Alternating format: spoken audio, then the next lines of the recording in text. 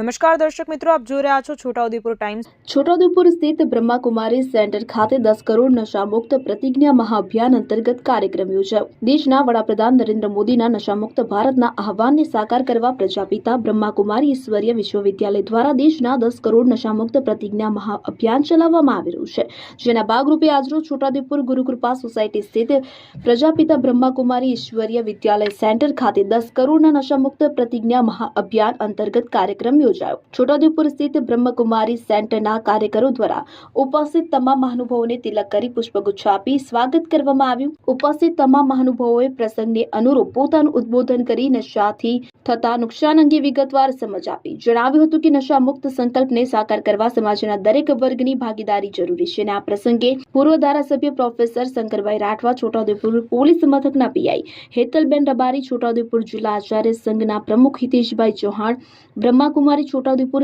સેન્ટરના સંચાલિકા doctor Monica દીદી, જિલ્લાના શ્રેષ્ઠ શિક્ષક મુકેશભાઈ ઉપાધ્યાય, સનરાઈઝ સ્કૂલના મેનેજિંગ ટ્રસ્ટી ડિમ્પલબેન સોની, બીઆરસી હિતેન્દ્ર સોલંકી, બ્રહ્માકુમારી ઈશ્વરીય વિશ્વવિદ્યાલયના ભાઈઓ બહેનો તેમજ નગરજનો મોટી સંખ્યામાં ઉપસ્થિત રહ્યા હતા। નિશાંત ચૌહાણ, છોટાઉદેપુર।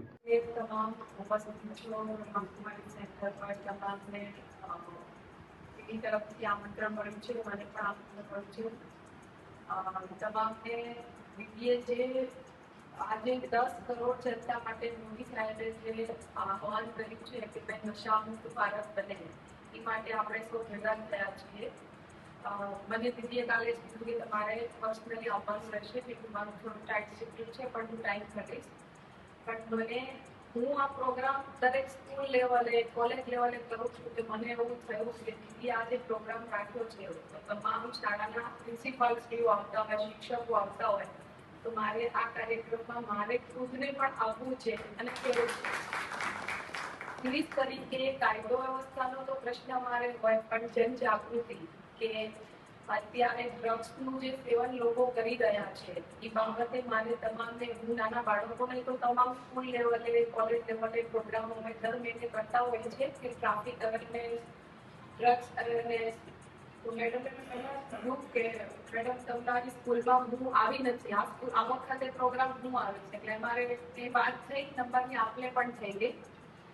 તો મને એ વસ્તુ તમામને કહેવું છે કે આ એક ગુરુ લેવલે છું હાલે, તો તમામ સ્કૂલમાં તમે ગુરુ લેવલે બાળકોને પાયાનું શિક્ષણ શિક્ષકો આપતા હોય છે, તો મારે તમામને એવી યાદના કરવી છે કે તમે એક ગુરુ છો।